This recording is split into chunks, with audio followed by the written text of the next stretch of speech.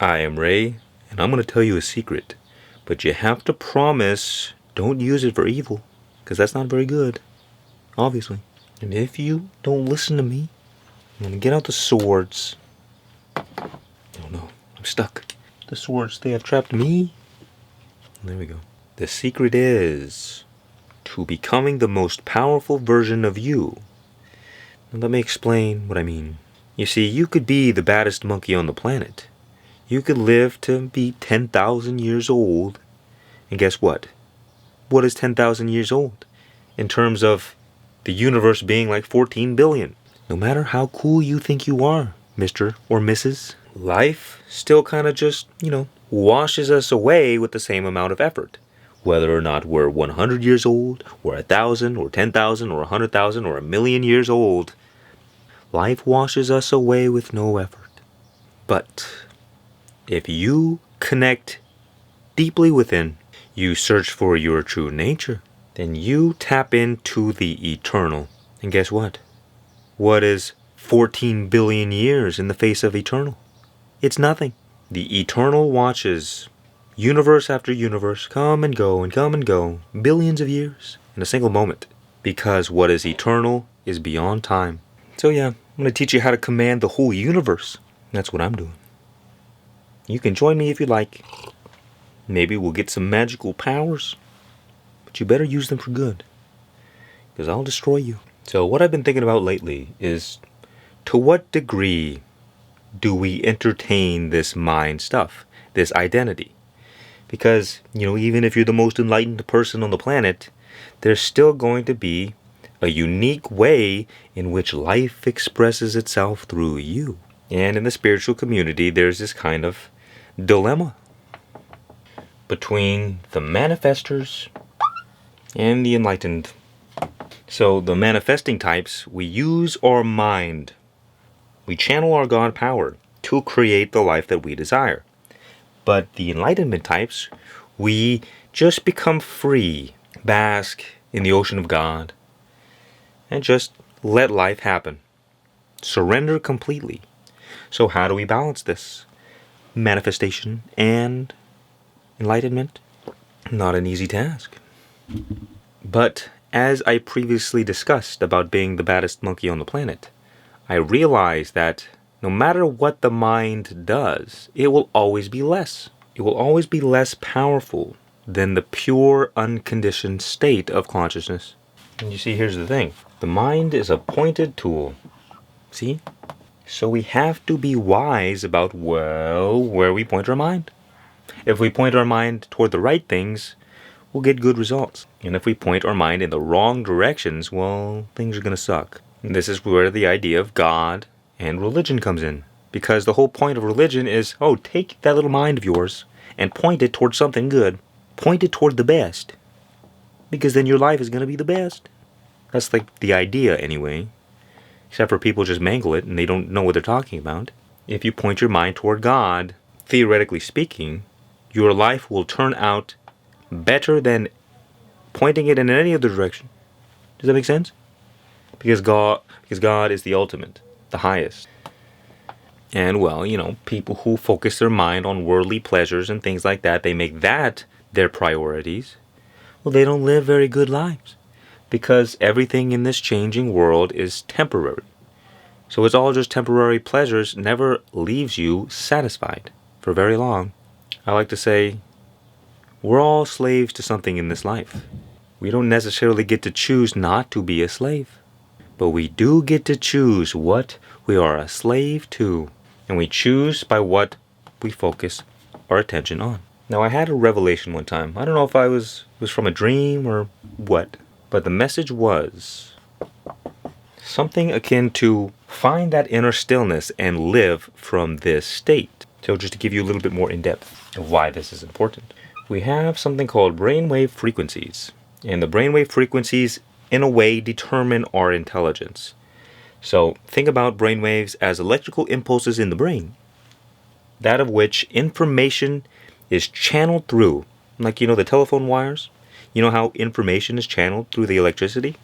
It's the same thing. Thoughts are electrical impulses in the brain.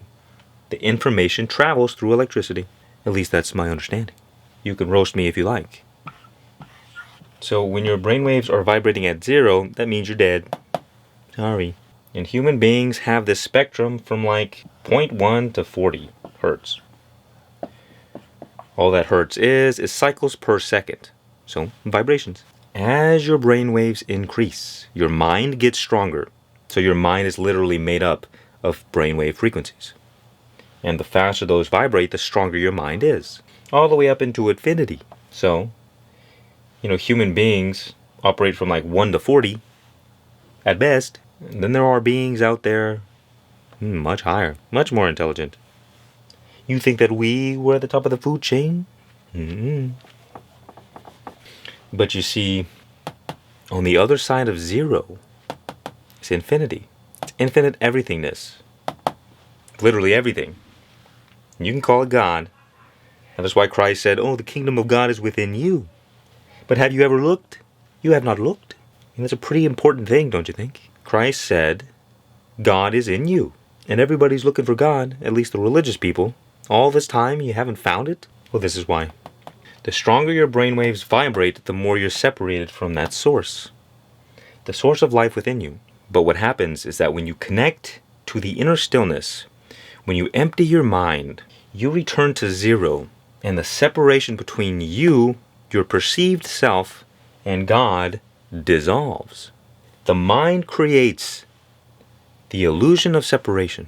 It gives us the sense of individuality, like I am me and you are you and we are we. But here's the thing.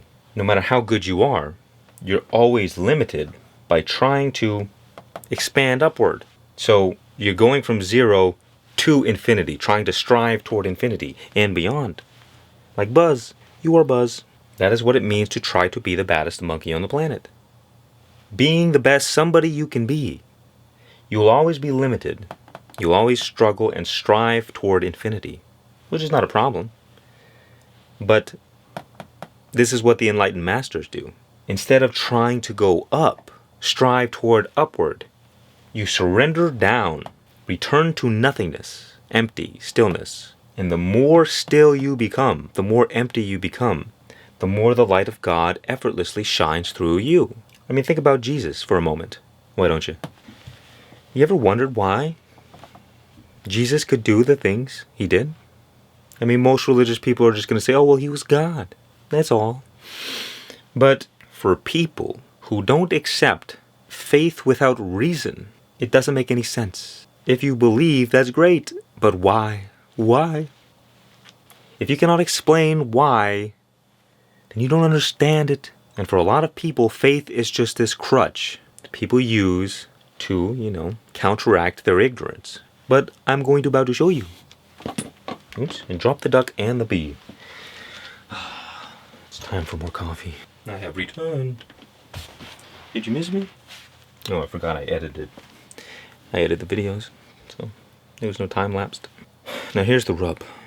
Now here's what I'm talking about. If you've ever wondered about Jesus, here it is. It's time for a new pen. It's okay, we got abundance. Imagine 2 jars.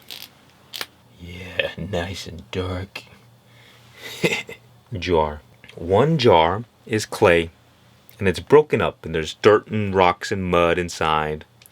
And the other jar is a pure, golden, pristine jar. No blemishes, no flaws, nothing. Now, which jar would you rather drink out of? Answer me this. You see, here's the thing. Most of us are like this jar with the clay, but someone like Jesus is the golden jar, that of which the water of God pours in and remains unchanged. Whereas for most people, the water of God pours through us, and it's corrupted by all the dirt and stuff like that. What gives a jar its use? It's the space. It's the emptiness. So in order for one to be a perfect vessel for God, they must be empty. In the Christ path, the whole game, it's a denial of self. So the mind is what creates a separate self, and the Christ path denies the self pure love for all beings. Love your neighbors. Love your enemies. Because the more you get rid of self, the more it dissolves. And if there is no self, there is only God. So I like to say, the more of you, the less there is of God. Like this clay. The clay, the dirt, the mud, it's all conditioning. It's all the beliefs, all the stories, all the thoughts, all the mind stuff. And, well, Christ said it very clearly. Unless you come to me as little children, you will not enter the kingdom of heaven. Because you have to be pure and unconditioned in order to know God. In order to be one with God. So the more of you there is, the less there is of God. But the less of you there is, the more there is of God. The same Christ in Jesus is the same Christ in you and me and all beings in the universe. And of course, if Jesus was alive today in a different body, 8 out of 10 people would crucify him again. Because back then, he had to speak in parables so that people could digest what he was saying. Now what I'm saying is I'm just giving it to you straight up. No parables. Because, well, people are a little less ignorant today. Just a little bit. So they can handle the truth. People back then couldn't handle it. The point is, imagine what people would say to the idea that your true nature is God. And that the only thing that separates you from Jesus is your conditioning, is your mind stuff, is your sense of self. And that by dissolving your sense of self, you become one with God, and you are able to master the universe. That the laws of existence don't apply to you, my friend. Just go read Autobiography of a Yogi. You'll understand this. The Eastern minds knew all of this a long time ago, and they developed a science for God realization. Guess what it's called? It's called yoga. A systematic step-by-step to become God. Well, now obviously it's not so easy, but it's not that complicated. You might ask, well, how do you even know this? How do you know that God is at the center of everything? You just gotta experience it for yourself. I'll give you an example. When you practice meditation, at least in my case, there are times where I've kind of woken up slightly in the middle of the night. But my mind never kicked on. So what happened was that my consciousness was aware, but there was no mind. And guess what was there in the state of no mind? Pure, absolute bliss. Now you ask anybody, no, that's not very aesthetic. Ask anybody, what is heaven? What is the nature of God? It's bliss. What else is it going to be? Is there more than that in terms of heaven describing it? Is heaven more than just bliss? I mean, really think about it. And most people would say, well, heaven is union with God, growing closer to God. And hell is separation from God. So God's radiance is bliss. Don't you see it? And bliss, I like to say, is the combination of peace, love, and joy. Don't you want some love? This is what everyone's looking for. Peace, love, and joy. What else is there? People's whole purpose in life is to find this. And also, the undeniable recognition that your true nature is eternal. That you do not die. And it's one of those things, well, it's not intellectual. It's not philosophical. It's just a direct recognition of what you really are. You see that, oh, well, we are energetic beings. We're not humans. We're not minds. We're not people. We are literally formless energy manifesting in form. And that form takes the form of a body, a mind, a personality, the mind stuff, subtler and subtler forms, and behind it all is the formless. The ultimate, eternal, limitless state. And then guess what happens? When the mind kicks on, this goes away. And you'll experience this every single morning if you pay attention. When you try this tomorrow, when you wake up, don't get out of bed right away. Don't start doing things. Just sit there and meditate. And channel your awareness into your body. And just feel the presence. It's going to be strong first thing in the morning. And you will feel that vibration. It's undeniable. Just silent, radiant joy. Now, what happens next is that the moment your mind kicks on, you'll notice, it kind of went away. What's happening here? Why did that go away? And then you go throughout your day and, whatever happens, happens. But the point is, what happens? The light of God, which radiance is bliss. This is coming outward. So this is source. It's being channeled through us. But what happens, it's like our mind takes that life juice and uses it for its own sake. It uses it to fuel our identity. It fuels the stories, it fuels the thoughts, it fuels the beliefs. Everything we tell ourselves, everything we believe about the world and about ourselves. And it creates this sense of separation from the bliss, from the peace, love, and joy. So we spend our lives trying to find it again, but out into the world, you never find it. It's already yours, it's already within you, it's already you. This is your true radiance. Peace, love, and joy is the default state. But you got all of this mind stuff covering it up. Emptiness is the natural state of the jar. But when there's stuff in the jar, cluttering up the mess and making a mess, well then the emptiness gets covered up. So too is the water of God become corrupted. Because the vessel is, average. Every religion on the planet that leads you toward God, that's the whole point of religion. It's a vehicle to God. They all have the same underlying philosophy. No matter what it is, it doesn't matter what spiritual practice you do, it's all leading you toward the same exact thing.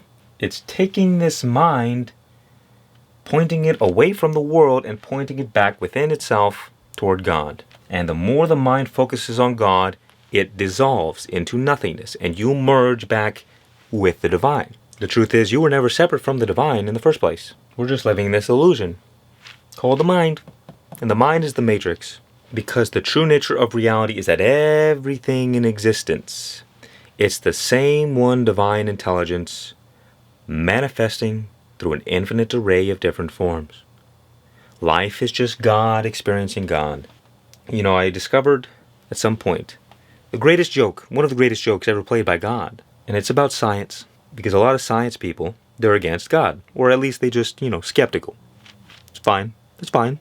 But science is literally the study and interpretation and the analysis of God.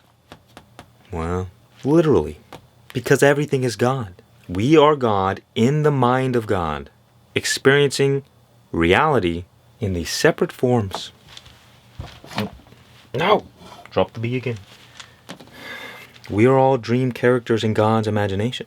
So what happens is that once you become free from the illusion, the mind begins dissolving back into nothingness, which, most people are too afraid of that, so not too worried about people using this for evil. Evil only exists with the mind. You return to the God state, and you become all-powerful, omniscient, complete control over the nature of reality. You see, the universe is set up like this. Look, there's 3 fundamental elements. When you look out into space, when you look at the universe, what is there? You got 3 things. You got stars. Stars are the creative force of the universe. They give life to all things. Everything is recycled star material. The planets, they're not planets, it's just energy recycled. So you got plus. Then you got space.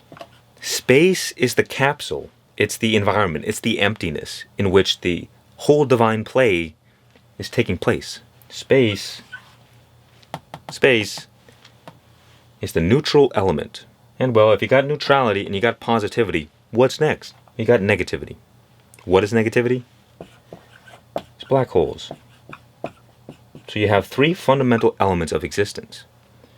You have the destructive force. All galaxies at the center have a supermassive black hole, slowly but surely consuming everything back into nothingness. Stars are giving birth all the time, creating new planets, creating new solar systems and galaxies, giving life, death, light, darkness, yang, yin. Then we have space, which pervades all things. Now, if you think about it a little bit, negativity and positivity are not 2 separate things. They're not. They're just 2 opposites of the same one thing. They're equal in value, but they're opposite in degree. Just 2 polar opposites. You can't separate them. And so if you put these two things together, light energy and dark energy, you get infinite energy. Because you have a force going upward and out, and a force going inward and down. So one force going in all possible directions. It's infinite. And it is bound by the limitations of space. So we can erase these two variables, and we're left with space and infinite energy. But guess what? If you pay close attention, you can see that these two things are not separate. They are two opposites of the same one thing. Infinite nothingness and infinite everythingness. Equal in value, opposite in degree. And so when you put together infinite energy and infinite space, you get everything. Everything that exists, that could possibly ever exist. And, well, it's called God. So we reverse engineer the universe and get back to the source, the unity behind it all. Separation is an illusion. It's all God. Imagine zero and infinite energy, which is energy vibrating at the rate of infinity. And like an accordion, you slow that infinite energy all the way down to zero. And that is the universe existence manifested. So this right here is the confines of existence. What I have been showing you is that our true nature is the eternal, limitless consciousness, the divine essence of God. Behind it all, God experiencing itself. God in the formless, limitless, eternal state. And God in form, in time, limitation, but all the same one. Now, let me ask you this. Who has dominion? Who is more powerful? Is it God in the infinite formless state, or is it God in the limited temporary state? All of this to say, to explain why the yogis, the mystics, the enlightened saints, they do not have limitations. They're not limited by the laws of science. They're not limited by anything. Because God is unlimited and has absolute dominion over its own self in the limited form. So, for instance, the true nature of reality is that this duck, see this duck? It's not separate from me in any way. It's made up of the same stuff. It's just the same energy. Everything on earth is the same one energy. So, theoretically speaking, if I was tapped into my God power, I could make this duck disappear. I could turn it into whatever I want. I could levitate it. Let's see. See if I can do it. Oh, maybe next time. I'm not quite there yet, okay? Now, the point of this is not to have special powers. Although it's cool. But don't get trapped in thinking that really means something. It's not going to help your spiritual progress. And it can even be a great distraction. What I'm trying to say is that if you want to be at your most powerful, rather than trying to be somebody, become nobody. Like Ram Dass, be empty. Find the inner stillness. And this is what I'm going to do, at least for a bit, or forever, maybe. I like to leave my options open. Prioritizing emptiness, becoming nothing, returning to the void. Because the more one surrenders to emptiness, they are free from the chains of the mind, and the light of God effortlessly shines forth. And you bring forth heaven on earth, because you become a pure and divine vessel for God. Give it a shot. See what happens. I am Ray, and if you're tired of struggling with negative thoughts, and anxiety and overthinking, and worry and shame and guilt, check out Mastermind Mastery. Much peace and many blessings, and remember, just be.